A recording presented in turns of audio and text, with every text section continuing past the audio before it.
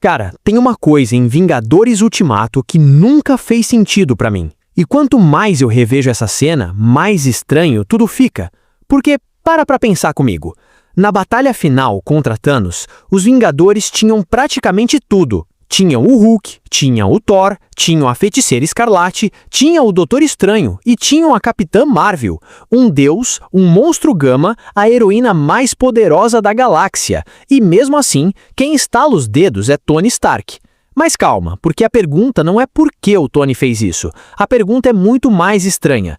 Por que ninguém mais fez? Porque a Capitã Marvel estava bem ali. E quanto mais você pensa nisso, menos sentido parece fazer. Afinal, estamos falando da mesma personagem que atravessou a nave de Thanos sozinha, a mesma que enfrentou o Thanos no mano a mano e que recebeu seus poderes direto de uma joia do infinito. Então, por que ninguém entregou as joias para ela? E quando eu comecei a procurar uma resposta para isso, eu percebi uma coisa. Talvez a pergunta nunca tenha sido sobre poder, talvez a pergunta seja sobre destino. Todo mundo lembra daquele momento. Thanos finalmente consegue colocar a manopla na mão, o universo inteiro está a segundos de desaparecer e os heróis estão desesperados. E então acontece uma das cenas mais importantes de toda a Marvel. O Doutor Estranho olha para Tony Stark e levanta apenas um dedo. Um gesto simples, um único dedo, uma única possibilidade. E naquele instante, Tony entende exatamente o que precisa fazer. Só que existe um detalhe que quase ninguém comenta. Durante anos, a maioria dos fãs acreditou que o Doutor Estranho estava mostrando a única forma de derrotar o Thanos. Mas e se não fosse apenas isso?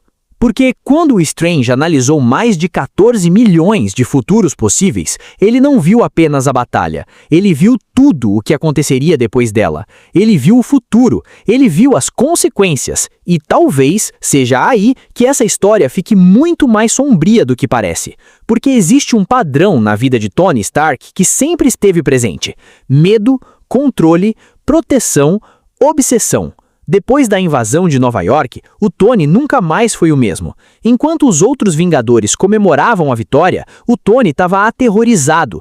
Ele viu o espaço, ele viu o exército de Thanos, ele viu ameaças tão grandes que a Terra sequer conseguia compreender.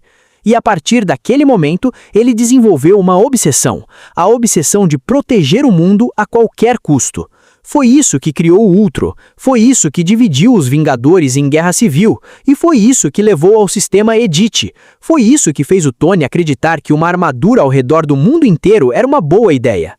E agora eu quero que você imagine uma linha do tempo diferente, uma única mudança. A Capitã Marvel recebe as joias, a Capitã Marvel faz o estalo, a Capitã Marvel sobrevive, e o Tony Stark continua vivo. Parece um final feliz, não parece? Só que talvez não seja, porque o problema nunca foi o Tony ser um herói, o problema era aquilo que ele poderia se tornar. Porque toda vez que o Tony tentava proteger o mundo, alguma coisa dava errado. O Ultron nasceu tentando trazer paz e quase destruiu a humanidade. Os acordos de Sokovia nasceram tentando trazer ordem e dividiram os Vingadores. O sistema Edit nasceu tentando proteger as pessoas e quase caiu nas mãos erradas. Então imagina um Tony Stark sobrevivendo depois de salvar metade do universo. Imagina um Tony convencido de que suas decisões estavam certas o tempo inteiro.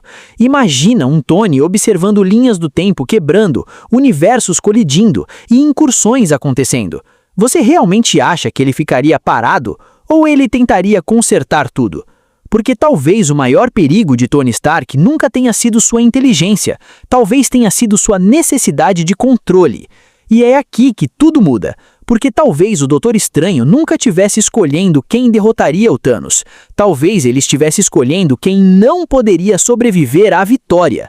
E quando você olha para aquela cena por esse ângulo, ela ganha um significado completamente diferente. Não era o Hulk, não era o Thor, não era a Capitã Marvel, era o Tony Stark. Não porque era o mais forte ou o único capaz, mas porque talvez fosse o único que precisava fazer aquele sacrifício. Talvez o Strange tenha visto um futuro onde o Tony sobrevivia, um futuro onde sua obsessão crescia ainda mais, e onde ele acreditava que apenas ele poderia controlar o caos do multiverso. Se isso aconteceu, então aquela cena deixa de ser uma vitória contra o Thanos e se transforma em algo muito maior. porque talvez o Tony Stark não tenha morrido apenas para salvar o universo. Talvez ele tenha morrido para impedir que ele mesmo se tornasse a próxima grande ameaça.